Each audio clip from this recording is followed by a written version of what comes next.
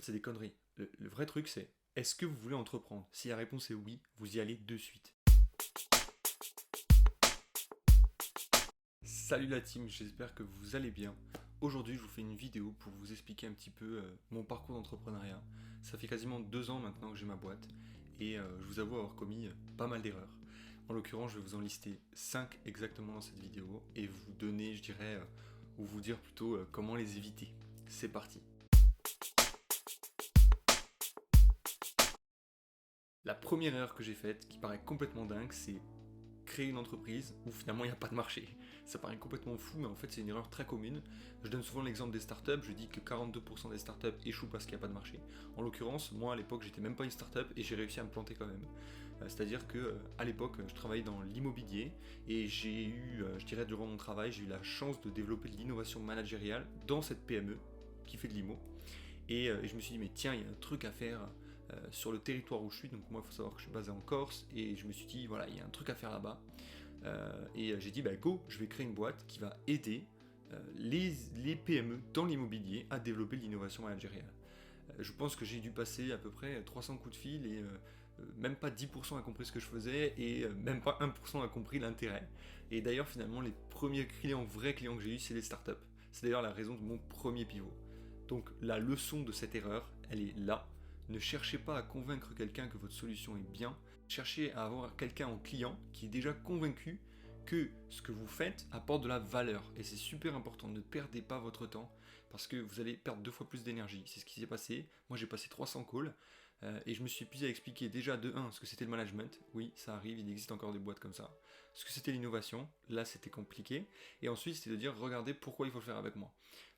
Du coup, ben, mon pivot était évident. Les 2 premières strates, les startups le connaissent, ou tout du moins ont une sensibilité beaucoup plus accrue. J'ai pas à les convaincre que le management c'est bien, et j'ai pas à les convaincre que l'innovation il faut en faire. Du coup, j'ai juste à les convaincre que je suis le bon ou le meilleur pour faire telle chose.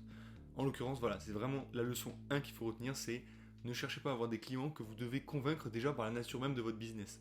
La morale, créez une boîte où il y a un vrai marché et où surtout on a conscience que ce que vous créez apporte une vraie valeur. La deuxième chose, ça c'est une erreur très très très commune et j'avoue que je la fais encore un petit peu. Des fois quand je fais des appels de vente, etc. pour accompagner des start-upers, je fais un petit peu l'erreur de trop décrire mon produit.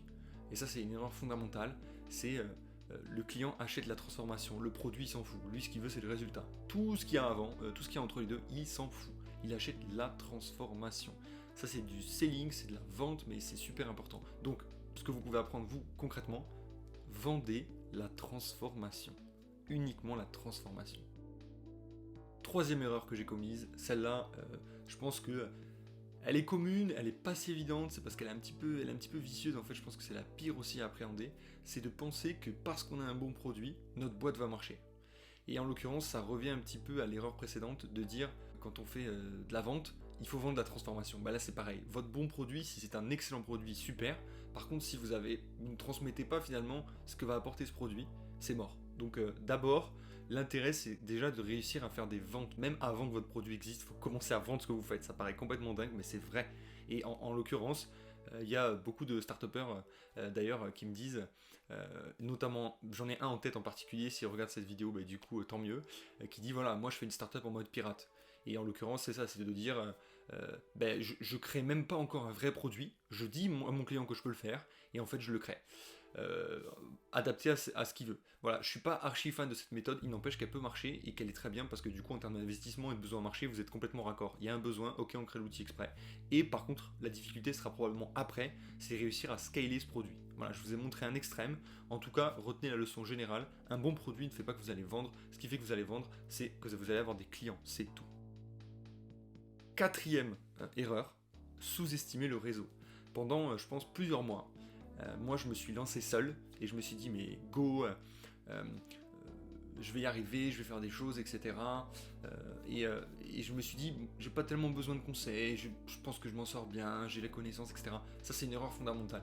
En fait, il faut vraiment pas oublier son réseau et souvent on le sous-estime aussi, c'est-à-dire qu'on pense que personne peut nous aider, etc. En fait, chacun peut nous aider à son échelle. Vraiment, même si quelqu'un ne comprend rien aux startups, à l'entrepreneuriat, au marketing, il peut nous aider d'une façon ou d'une autre. Et il peut nous mettre en relation avec quelqu'un qui lui comprend quelque chose. Ne sous-estimez absolument pas votre réseau. Moi, mes premiers clients sont venus de mon réseau personnel. Et d'ailleurs, ils m'ont recommandé à d'autres personnes, ce qui a fait que j'ai eu d'autres clients, etc.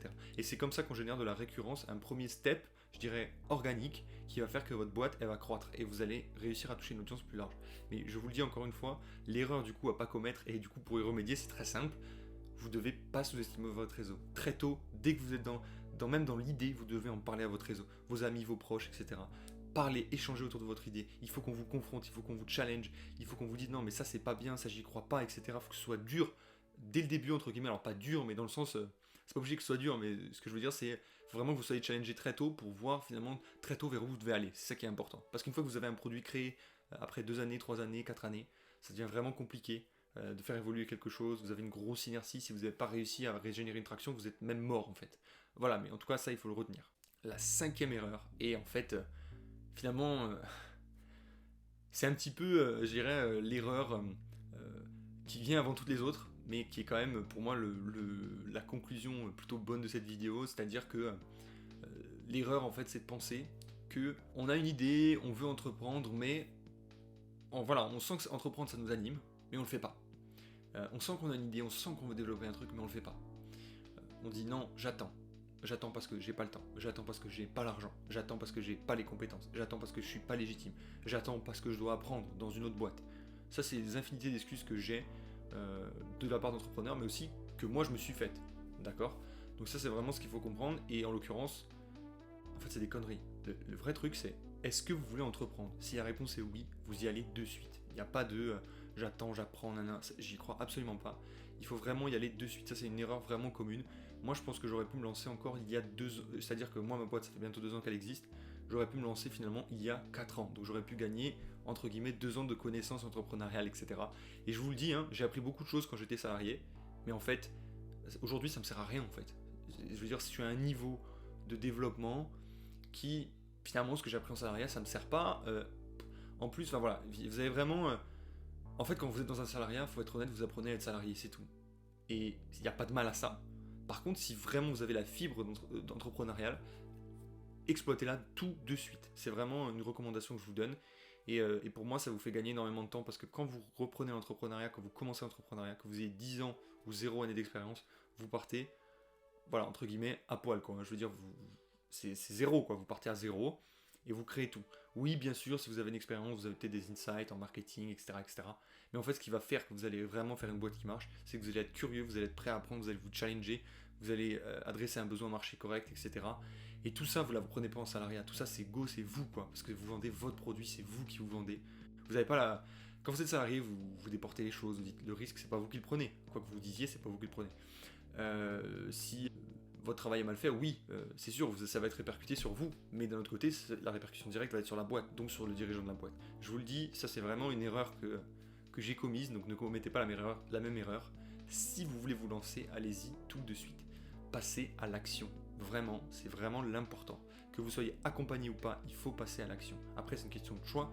Si vous préférez être accompagné parce que il vous manque des pistes, parce que vous voulez être rassuré, parce que vous voulez un cadre de travail, etc., ce qui est tout à fait compréhensible, go, faites-vous accompagner. Mais n'hésitez pas 1000 ans, ne faites pas l'entre-deux. Moi, j'ai réussi, voilà, au début de lancement de ma boîte, peut-être les 4-5 premiers mois à faire, plutôt les 2-3 premiers mois à faire et ma boîte et la boîte dans laquelle je bosse en salariat. Mais à un moment donné, j'ai dû très vite faire un choix parce que j'étais soit pas à l'un, soit pas à l'autre. Et là, à un moment donné, l'esprit diverge, il divague, et on n'est pas bon soit dans l'un, soit dans l'autre. Du coup, il faut faire un choix. Et ce choix, prenez-le très vite. C'est vraiment un conseil que je vous donne, parce que si vous commencez à être engagé de diverses manières, vous avez des enfants, vous avez un crédit, une maison, etc., ça va être très très compliqué. Pas parce que ce sera impossible, parce que vous n'allez pas y arriver, c'est juste que psychologiquement, vous allez devoir lever beaucoup plus de barrières, parce qu'à la fin du mois, vous allez avoir le prélèvement de tant d'euros, de tant d'euros, de tant d'euros, de tant d'euros, etc., etc. J'espère que vous avez kiffé cette vidéo. Moi, je suis très content de l'avoir faite. J'espère que ça vous donne surtout des informations, des feedbacks très concrets sur les 5 erreurs que j'ai commises, du coup, en entrepreneur, et surtout comment faire pour y remédier. N'hésitez pas à poser vos questions en commentaire. Surtout, abonnez-vous. Je suis au tout début de ma chaîne YouTube. Je n'ai pas la prétention de vouloir avoir 1 million d'abonnés, mais en l'occurrence, ça peut être très cool si je commence à avoir des échanges avec vous. Le but aussi, c'est d'échanger sur l'entrepreneuriat, le business, le marketing, voilà, par exemple de techniques pour trouver des idées de boîte, d'exploration utilisateur, etc. Enfin bref, il y a vraiment plein de choses que j'ai envie de vous offrir parce que fait, je kiffe ça et je vais pas vous mentir, ça me fait aussi du bien à moi aussi parce que ça me permet d'échanger avec des personnes qui sont vraiment dans l'entrepreneuriat ou qui sont intéressées par ça. Et donc il y a une émulation qui est très intéressante. Merci pour l'écoute de cette vidéo, j'espère que vous avez kiffé. N'oubliez pas de vous abonner, n'hésitez pas à poser vos questions en commentaire. Vous avez toutes les infos pour avoir accès à la communauté des entrepreneurs que j'ai créée qui est toute récente. Vous avez toutes les infos sur les derniers bouquins que j'ai écrits. Vous avez toutes les infos sur mon site, bref, vous avez plein de choses. Je ne vais pas refaire la description à chaque fois. Juste, je vous dis, abonnez-vous et commentez. Ciao!